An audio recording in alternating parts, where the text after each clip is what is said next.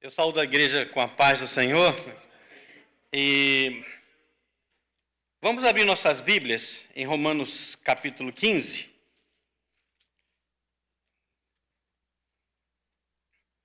E vamos ler um versículo. Romanos capítulo 15.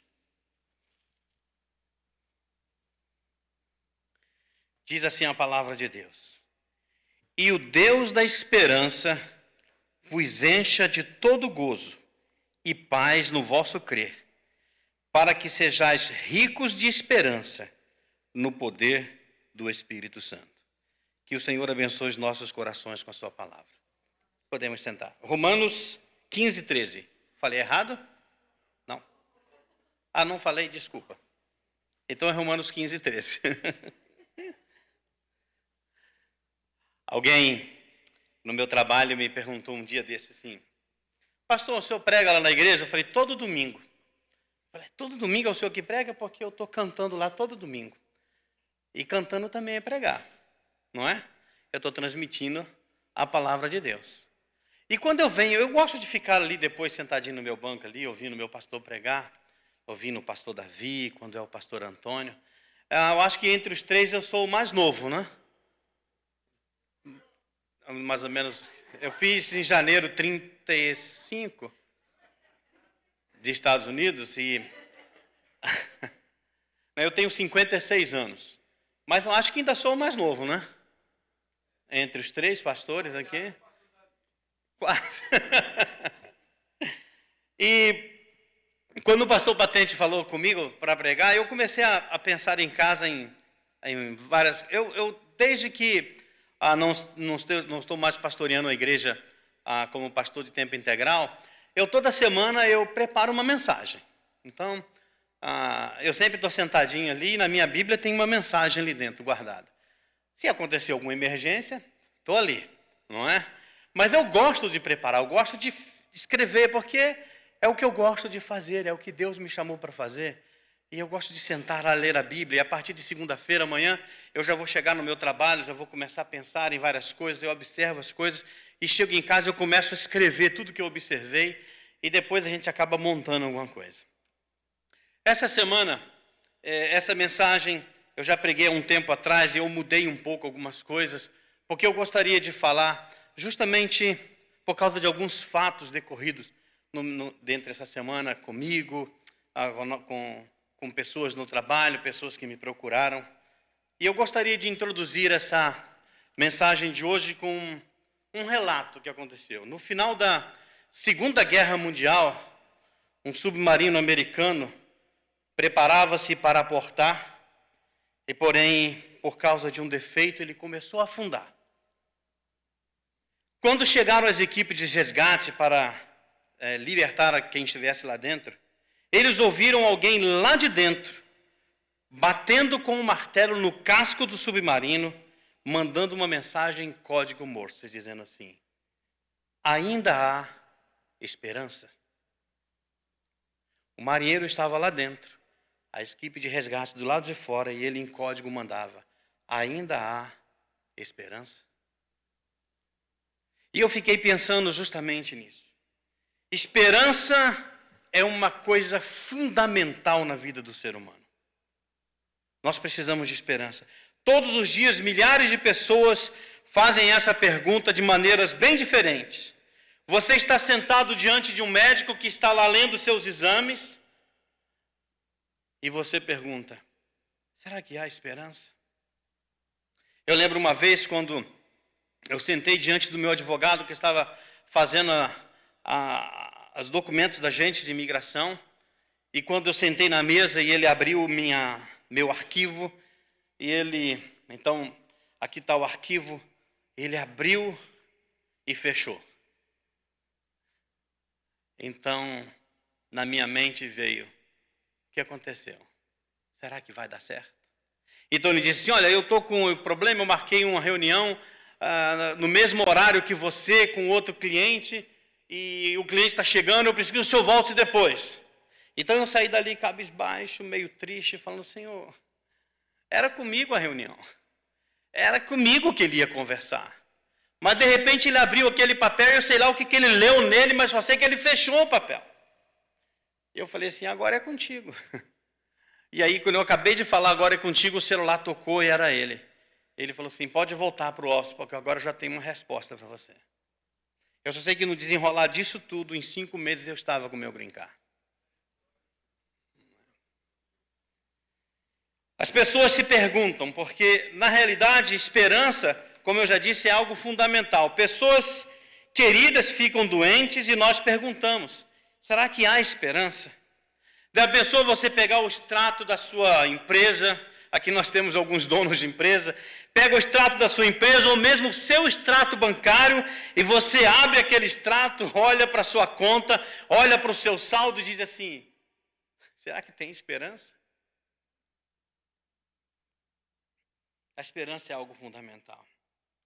Agora, será que existe um lugar onde eu possa encontrar esperança e acreditar nela quando eu estiver enfrentando uma crise na minha vida? Quando coisas que eu não espero que aconteça, acontecem? E a esperança tem se tornado algo tão escasso, e por causa disso muitos têm sido enganados e acabam acreditando numa falsa esperança. Muitas pessoas, porque estão procurando esperança, procuram ter esperança em várias coisas, procuram astrologia, não é? Vão lá para saber se dá alguma coisa, procura leitura de mão.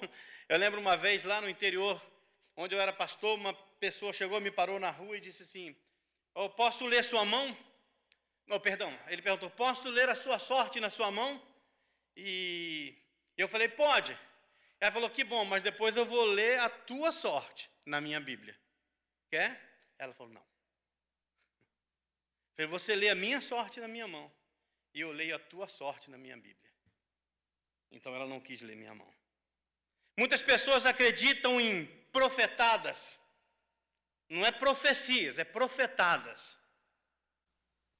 E muitas pessoas têm acreditado nisso. Conheço alguém que estava com tudo pronto para abrir um grande negócio, e ele estava com tudo certo, e de repente ele ganhou uma profetada que não era aquilo que ele ia abrir, mas ele tinha que deixar aquilo de lado, deixar o sócio para quem ele estava, e era um sócio cristão da mesma igreja.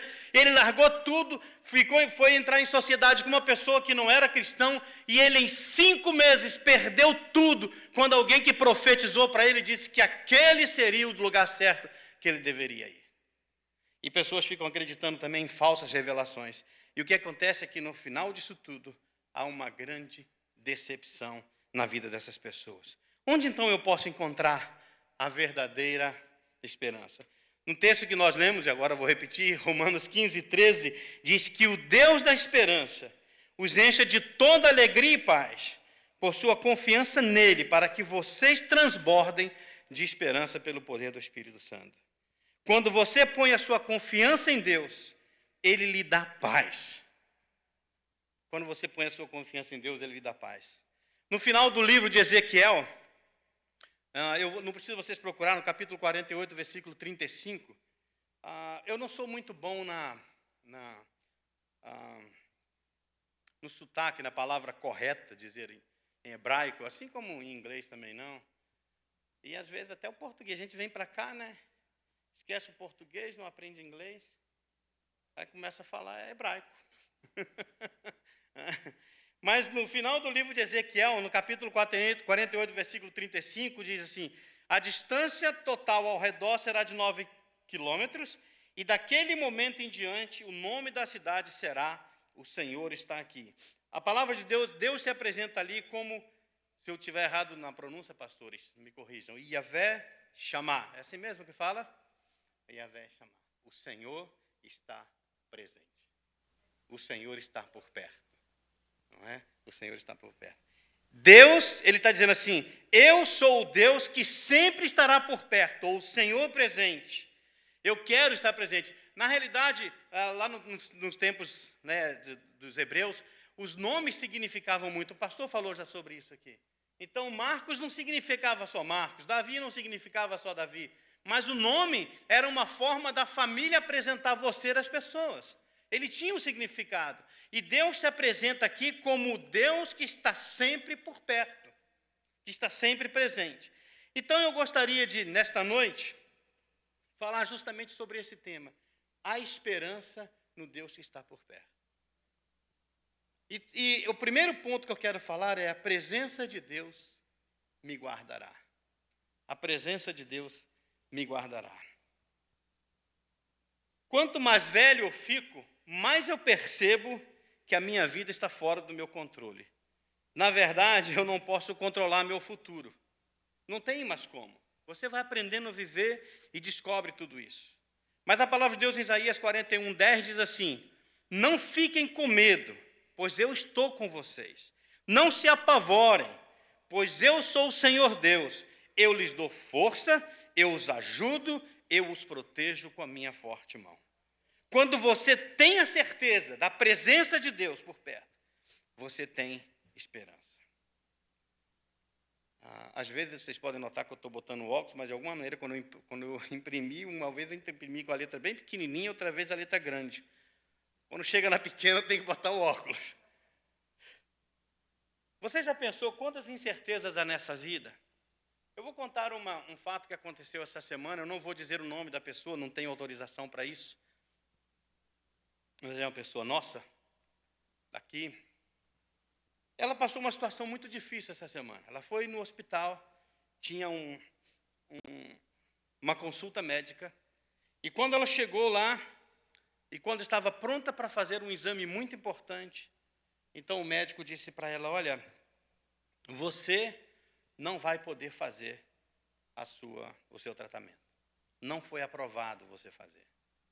Só se você pagar 100% do seu tratamento. A pessoa não tinha condições para isso. Saiu de lá triste, saiu de lá decepcionada, cabisbaixa e perguntando: será que vai ter esperança para isso?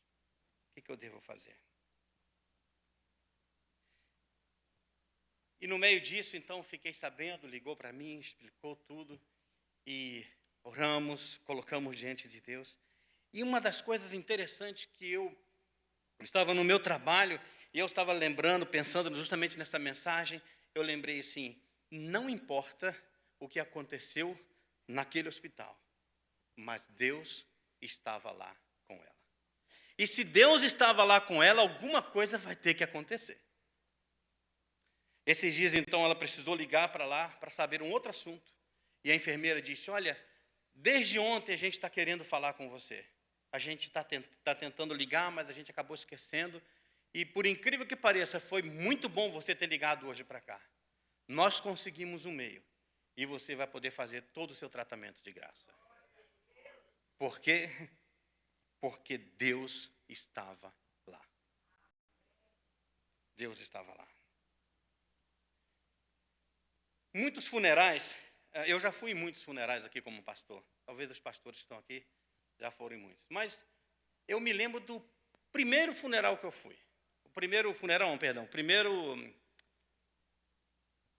velório que eu fui como pastor.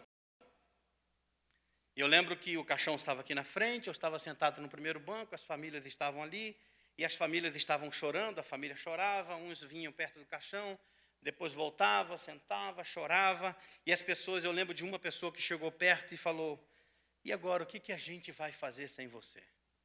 E eu permaneci sentado ali orando. Quando deu lá para 1h pouca da manhã, eu ainda estava orando, não estava dormindo. Estava orando, meio deitando, mas estava orando. Quando eu abri meus olhos, não tinha mais ninguém na igreja. Então eu olhei para o caixão e falei assim: agora só eu e você. E até umas 4h30 da manhã, ficou somente eu e ela ali. E eu comecei a pensar nas pessoas: por que foram embora? E 4h30 da manhã, mais ou menos, eles foram chegando, e eu fui perguntar: por que vocês foram embora? Ela falou assim: porque não adianta mais nada, não existe mais esperança, não existe mais motivo da gente estar aqui, acabou tudo. No Salmos 32, versículo 8, a palavra de Deus diz assim: instruir-te-ei, ensinar-te-ei o caminho que você deve seguir, e eu vou guiar vocês.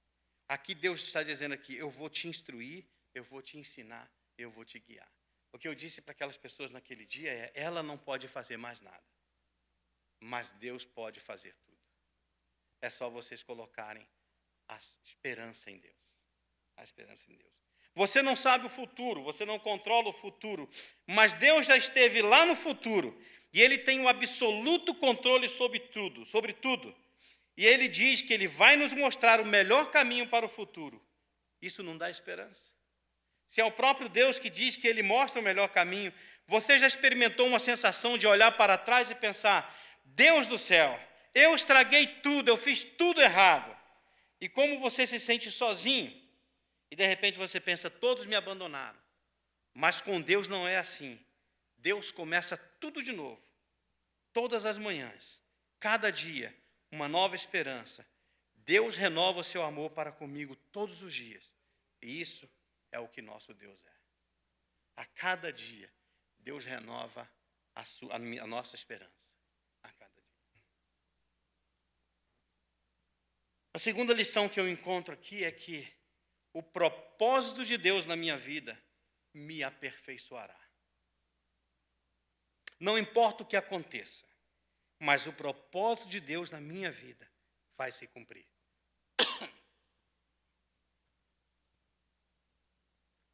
Eu sei que é difícil quando enfrentamos dificuldades e não sabemos o motivo. Muitas perguntas vêm, por que comigo? Não entender o motivo torna tudo mais difícil. Porém, quando eu passo a entender qual o propósito de uma prova, passamos a ter esperança. Então eu posso saber que Deus está trabalhando em minha vida. Ele tem um propósito do que está acontecendo. Ele tem certeza disso. Eu não posso enxergar, eu não posso ver. Eu não posso até enxergar sentido algum em certas coisas. Mas Deus, o Senhor Deus, é o Senhor que está por perto. Eu gosto de pensar nisso. Romanos 8, 28 diz assim, e sabemos que todas as coisas contribuem justamente para o bem daqueles que amam a Deus, daqueles que são chamados segundo o seu propósito. Aqui não diz que todas as coisas trabalham para aquilo que eu quero. Isso seria muito bom. Todas as coisas trabalham para aquilo que eu quero, mas não é isso que a Bíblia diz. A Bíblia não está dizendo isso. Também a Bíblia não está dizendo que todas as coisas têm um final feliz. Nem todo doente é curado, nem todo casal é feliz, nem todo negócio traz rios de dinheiro, nem todo mundo vira um gênio na faculdade. Mas o texto diz, sabemos, não está dizendo tomara que seja assim. E nem está dizendo eu imagino que seja assim, ou eu acho que seja assim, mas o texto diz, sabemos. Isso é certeza de uma esperança inabalável. Porque eu sei. O otimista, ele acredita que tudo vai terminar bem. Isso é bom. Mas a esperança quer dizer que tudo no final tem um propósito. Não importa como isso vai terminar. Tudo no final tem um propósito. Paulo diz, sabemos. Sabemos o quê? Que Deus coopera em tudo. É interessante, Deus coopera em tudo. Muitas vezes queremos que Deus trabalhe em nossa vida do nosso jeito. Muitas pessoas gostam de falar de sorte, boa sorte e má sorte. Eu quero dizer que não existe isso. Não existe sorte nem má sorte. Não existe esse troço de karma. Eu e você podemos cometer erros, mas Deus não erra. E Deus controla tudo. Não importa o que eu seja. Sabemos que tudo coopera para o bem. Isso inclui doenças, desemprego, isso inclui muitas outras coisas. Tudo está incluído. Mas o que eu não controlo, Deus controla. O que eu não controlo, Deus controla. Eu gosto de cozinhar. Eu gosto de chegar em casa do trabalho, é o meu jeito.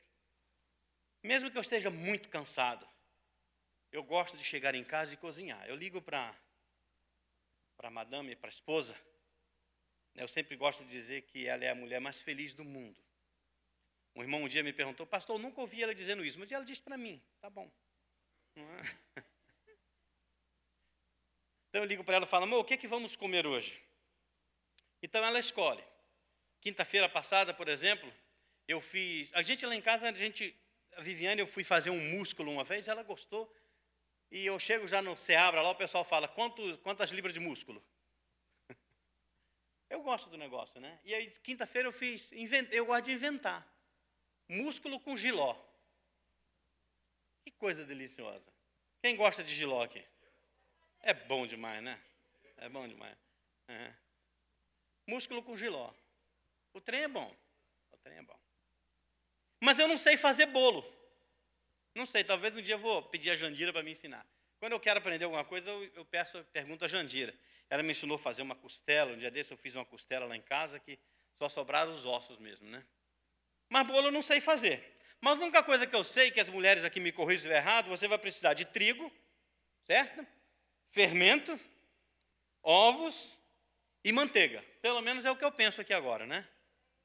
E leite, açúcar. Ixi, é um bolo simples, gente. É um bolinho assim, né? É um bolinho assim. Não vamos pensar num bolo muito grande, não. Um bolinho simples.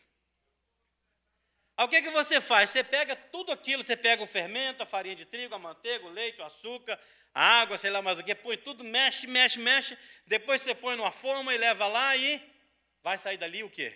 Um bolo delicioso, certo? Mas deixa eu fazer uma pergunta às irmãs aqui que fazem bolo. Talvez até tenha sido, mas eu quero saber. Você já comeu fermento puro? Você já comeu trigo puro? Pegar assim, encher um pratinho de trigo e comer? Ir lá na geladeira de noite ou no armário de noite, pegar trigo e comer? Eu já fiz isso com leite ninho. Né? Ir lá, encher a colher de leite ninho, tacar na boca e a mãe perguntar, o que você está fazendo? Tudo colado na boca, né? Mas trigo nunca fiz. Você já comeu clara de ovo? Comeu manteiga? Tomou óleo? Mas se você pegar a clara do ovo, o trigo, o fermento, o óleo, a manteiga, juntar tudo, colocar numa forma e levar ao forno, o que vai acontecer? Vai sair dali um bolo delicioso, você pega um cafezinho e toma um cafezinho e come com bolo. É ou não é? E com Deus também é assim. Deus age dessa forma com a gente. Tudo, Deus vai pegar todas as coisas. Muitas coisas são difíceis de entender quando olhamos somente aquela coisa. Como é que eu posso entender que o fermento fez aquele bolo tão gostoso? Como é que eu posso entender que a manteiga fez aquele bolo tão gostoso? Como entender que o óleo, que o açúcar, o leite, sei lá o quê, fez aquilo tão gostoso? Deus usa coisas diferentes. E se nós olharmos para cada situação da gente, para cada uma de uma outra forma, nós vamos entender que Deus pega tudo isso, a doença, o desemprego, os problemas familiares, todas as coisas, e Ele transforma num bolo. Ele quer fazer isso na nossa vida. Porque aí Ele vai e transforma todas aquelas coisas que parecem ruins sozinha, mas que quando junta, vira uma coisa maravilhosa. E é isso que Deus quer fazer conosco, porque Ele está presente. Quando Deus está trabalhando na sua vida, quando Ele está fazendo um bolo, Ele vai precisar usar coisas que em si mesmas não são nada deliciosas. E quando você se sente assim, você fala com Deus, Deus, que maravilha é isso na minha vida. É você olhar a sua situação e poder dizer isso. Quando você olha para a cena da crucificação de Jesus, o que você vê ali?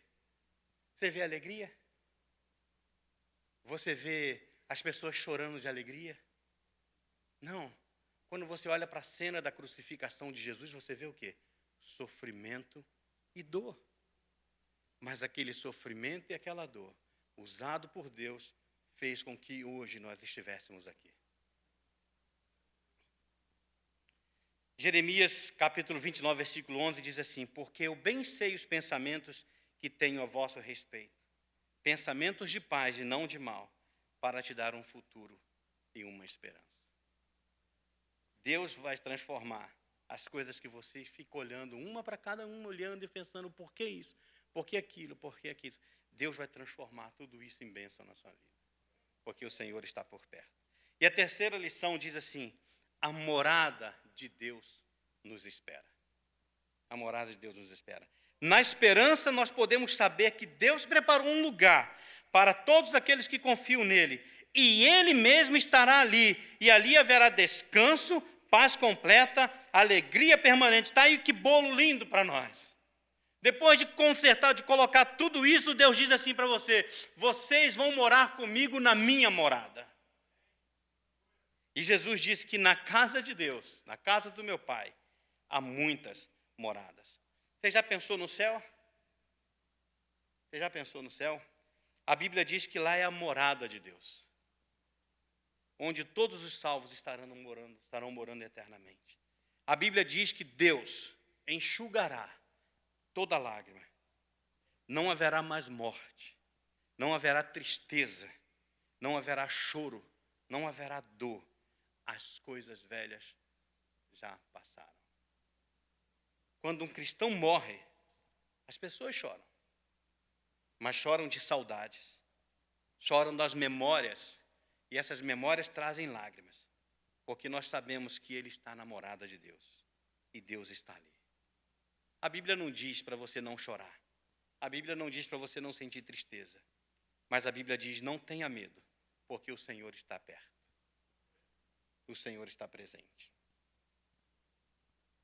Você deve estar se perguntando nesta noite, então, como eu faço para experimentar a presença e o propósito da esperança da vida eterna? A resposta é: venha a Cristo hoje, entregue a sua vida a Ele. Quem sabe você aqui nesta noite está como aquele marinheiro naquele submarino, batendo com o martelo no casco e perguntando: ainda há esperança para mim?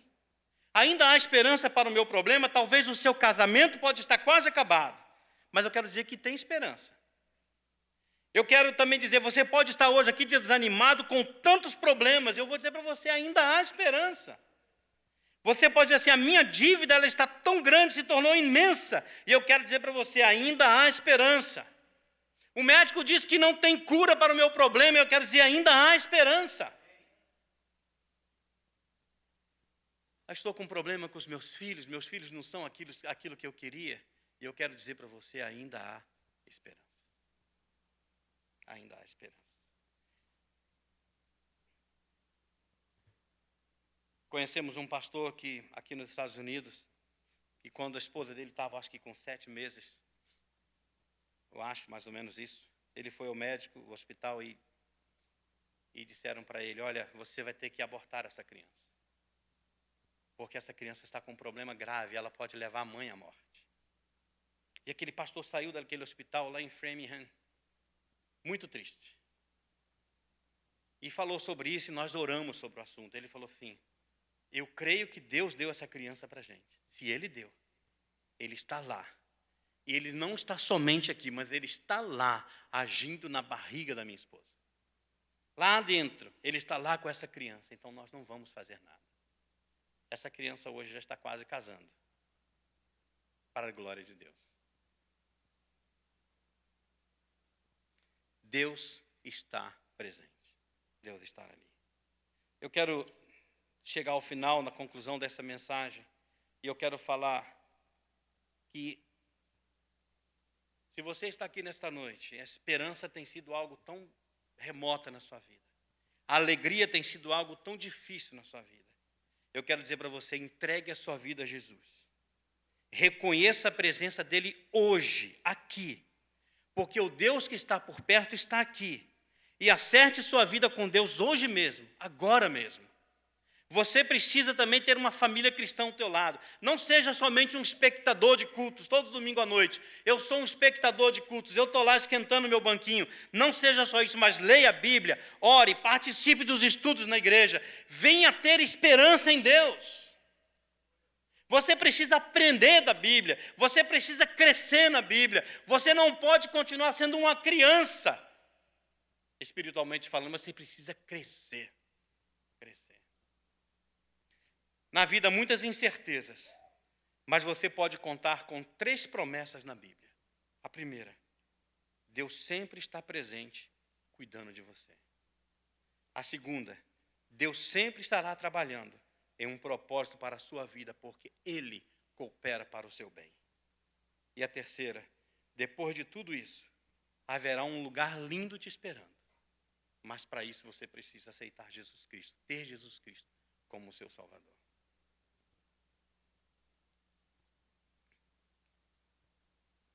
Eu acho que eu já contei isso aqui. Quando eu fui ordenado pastor, eu cheguei na minha casa e meu irmão disse para mim, ele somente me chamava de Marquinhos, talvez hoje não me chamava mais, né, mas somente chamava de Marquinhos, e ele chegava perto de mim e falou: poxa, Marquinhos, eu estou tão feliz porque você é pastor, cara, eu estou feliz demais, Marquinhos. É tão bom saber que você é pastor. Quando alguém me perguntar agora, eu vou dizer assim: meu irmão é pastor. E eu disse para ele: para que adianta isso, Paulo? Pô, não importa que eu seja pastor, não. Para que adianta isso, que se você morrer hoje, você vai para o inferno? Mesmo sendo meu irmão. Acho que foi o pastor Davi que pregou um dia e falou assim: Deus não tem neto, não tem sobrinho, não tem cunhado. Deus só tem filhos. Não importa que eu seja um pastor e meu irmão acha assim: que bom que meu irmão é pastor. Se ele não se converter ao Senhor Jesus, se ele não entregar a sua vida a Jesus, ele não vai para o mesmo lugar que eu. Esse lugar lindo é a morada de Deus. E hoje aqui nesta noite, Deus quer fazer diferença em sua vida. Quer dar viva esperança a você. E a decisão é sua. Você quer ter esperança? Você quer ir morar nesse lugar lindo? A decisão é sua. Vamos ficar de pé. Vamos orar ao Senhor.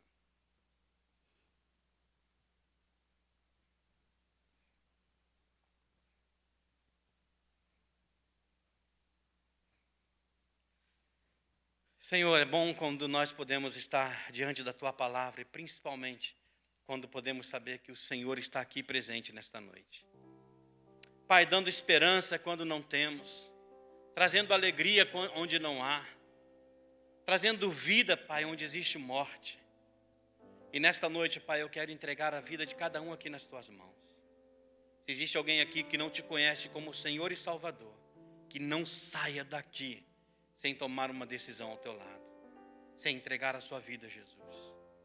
Se existe alguém aqui nesta noite, Pai, ou que nos ouve através do serviço de internet, que está passando por problemas no seu casamento, pode estar quase havendo separação, mas que a Tua esperança alcance esses corações agora. Pai, se existem pessoas aqui nesta noite, Pai, com problemas financeiros terríveis que não conseguimos mensurar ou chegar perto disso, que o Senhor possa chegar com a Tua esperança e dizer: vamos nisso porque eu estou presente.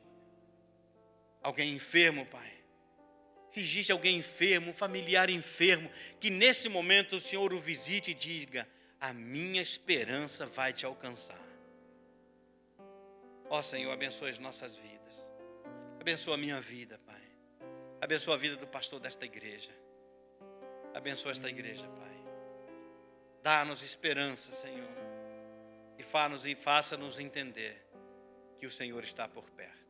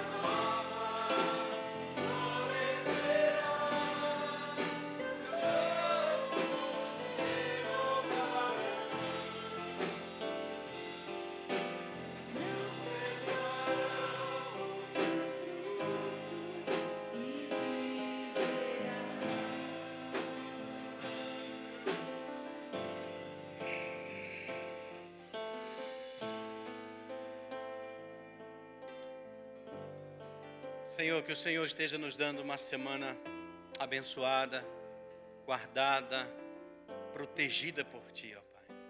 Dá-nos uma semana de trabalho, que possamos trabalhar em paz. Ó Pai, que saiamos aqui nesta noite com a Tua palavra, firme nos nossos corações, que temos uma esperança viva no Senhor Jesus. Em nome de Jesus.